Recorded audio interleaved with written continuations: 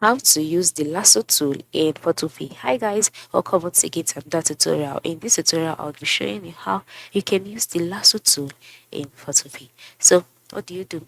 Or what is the lasso tool? The lasso tool allows you to draw selection by hand. Simply click and drag the mouse around the object that you want to select to be able to use this tool. So the lasso tool is located by the left side of the screen where you can see some icons such as the move tool, the lasso selects. Okay, so just click on it. Once you clicked on it, a box will be displayed showcasing different kind of selects such as rectangle select, ellipse select, lasso select. So lasso select is our focus. Just go ahead and click on it, and then once you click on it, the next thing for you to do is to draw uh the the selection by hand. This is because Lasso tool allows you to draw selection by hand. So the only thing to do is to click and drag the mouse around the object that you would like to select this way. Just drag it this way. Okay.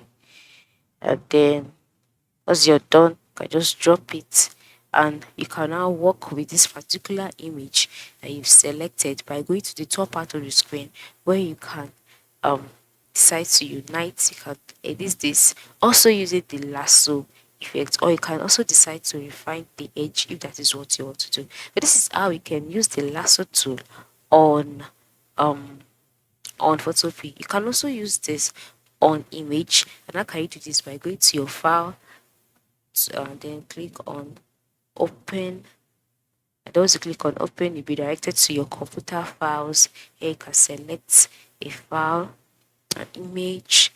Once you selected it, click on the last select as well, and then now you can now draw the selection by hand as well. Just draw it out, trace it out carefully,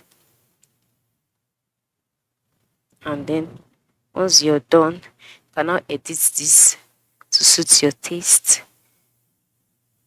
and that is it. Thanks for watching and have a nice day.